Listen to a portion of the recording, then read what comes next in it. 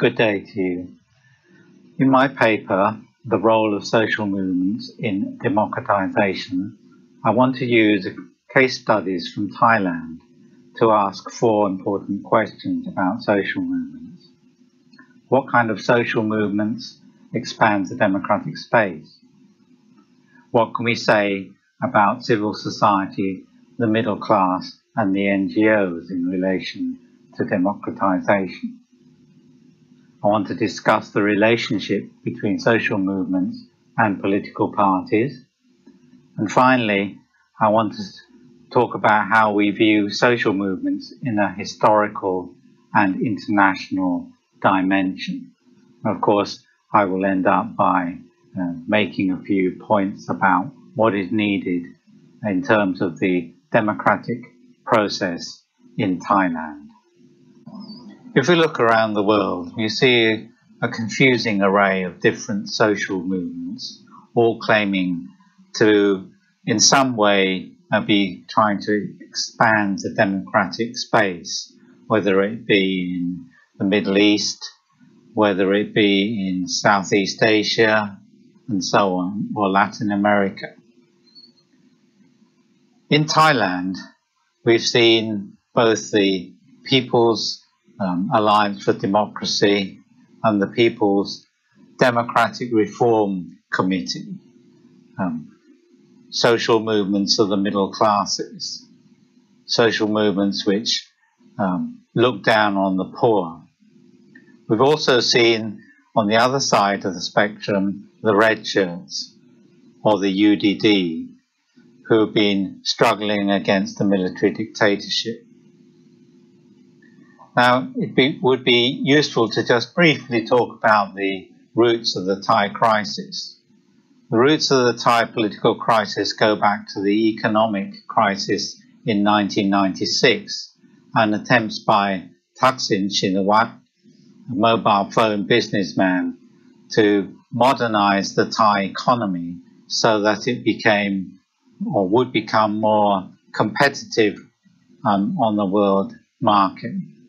Previously, Thai governments had failed to develop the infrastructure or technology and to pull people out of poverty in a way that would enhance productivity and increase competitiveness. So Thaksin's party was a party of big business, but it also was a party that had populist policies like universal health care, job creation, and so on. And under these circumstances, it won a couple of general election victories. It managed to win the hearts and minds of ordinary people.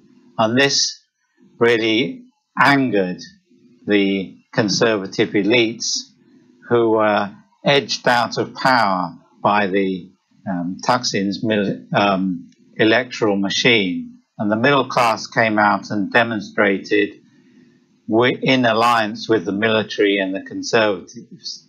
And this led to the first military coup in 2006. The military have remained behind the scenes since then, and they manipulated a number of governments. The judiciary, the conservative elites have overthrown elected governments allied to Thaksin. And in addition to this, they have used violence on the streets to shoot down pro-democracy demonstrators from the red shirt movement.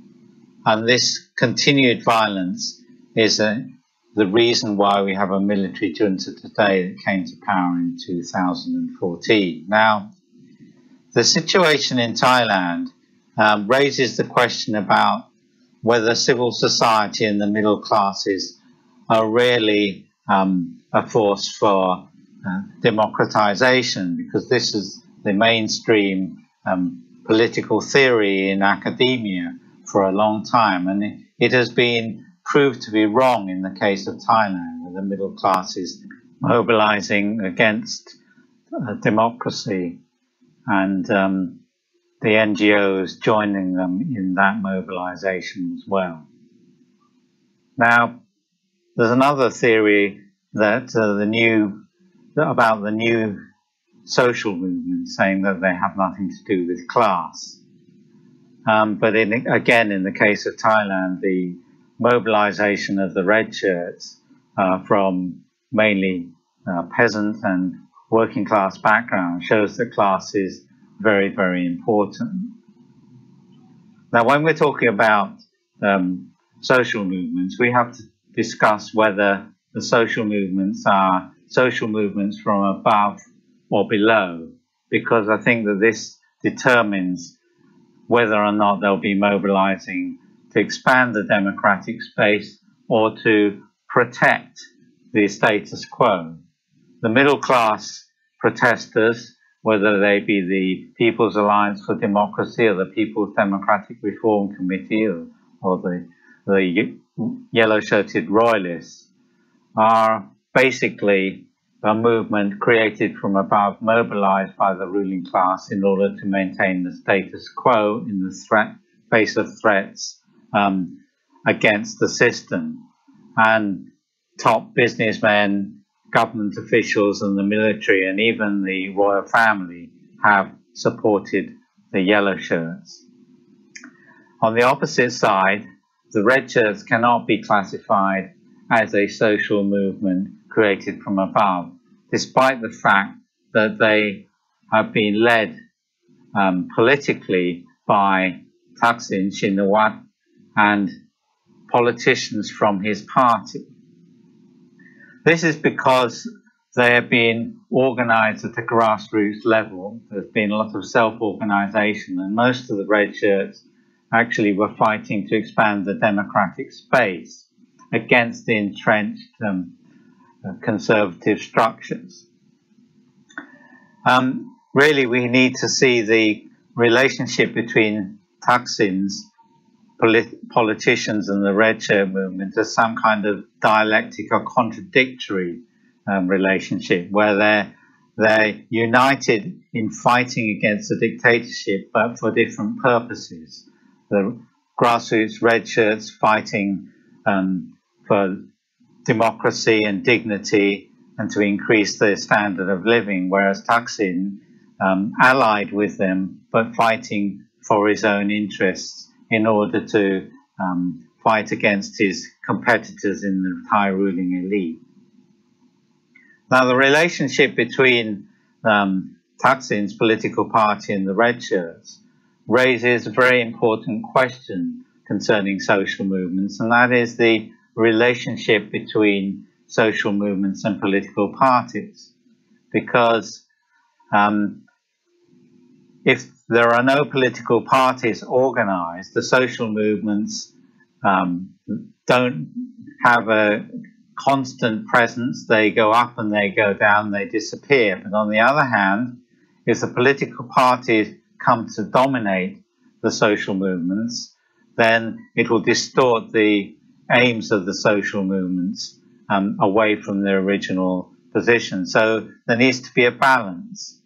Now, this debate about the presence of political parties or the need to shun political parties is something that's taken place throughout the world. You can see it with the Indignados movement in Spain, which started out turning their back on political parties in a rather autonomist or anarchist view.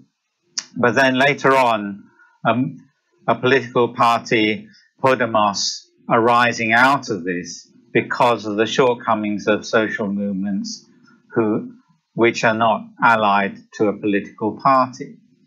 We also see this in the case of Syriza in Greece, which has evolved out of the various social movements in Greece that existed beforehand.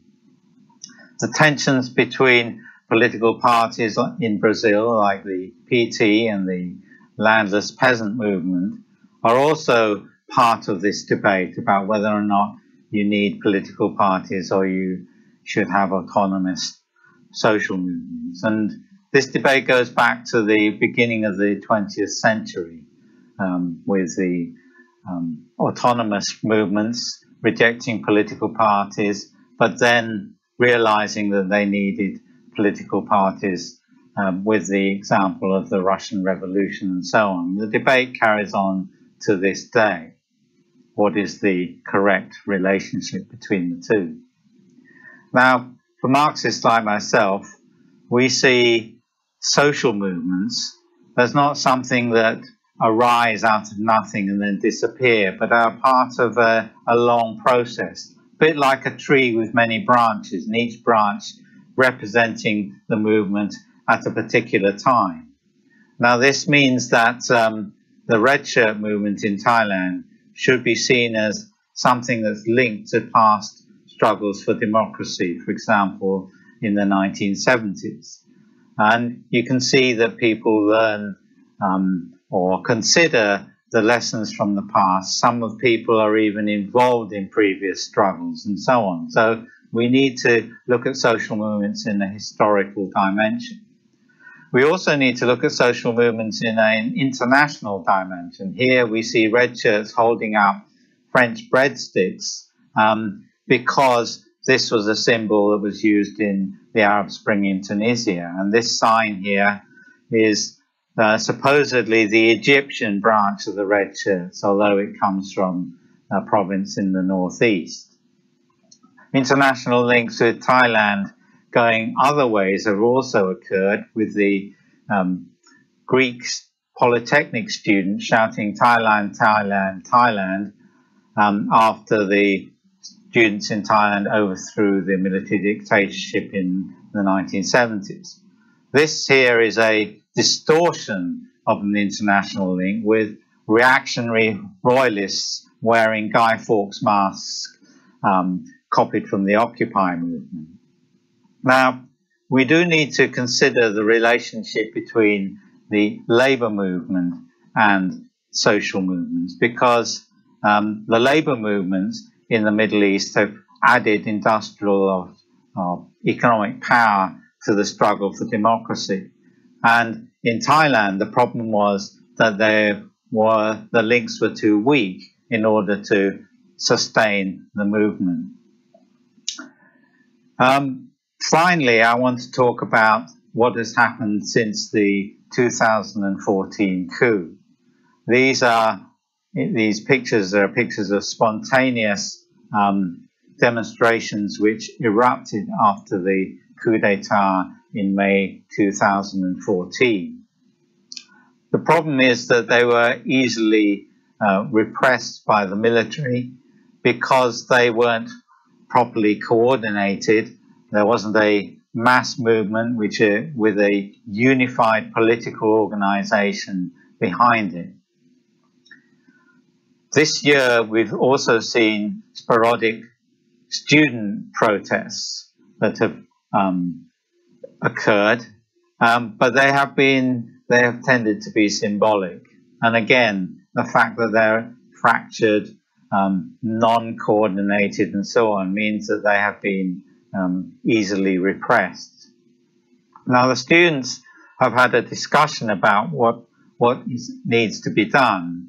Unfortunately, some of them believe that social media is the answer, and yet really social media is merely a communications tool. It's not something that can really mobilize people like this picture here, where 500,000 people were mobilized on the streets of Bangkok in the 1970s. We need to learn the lessons of the building of mass movements and political parties in the 1970s, which allowed this to happen, because the present military junta is designing a constitution where Big Brother will always be around in the background. It's a constitution similar to the Burmese one created by the junta, and here a Thai military personnel is hugging with a lot of love the representative of the Burmese military. Of course, there is much more detail in my paper, which you're very welcome to read.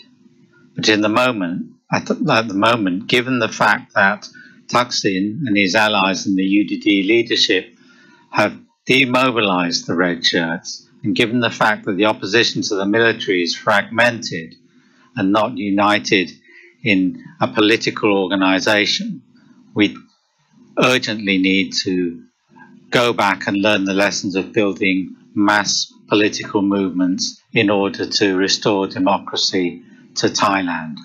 Thank you very much.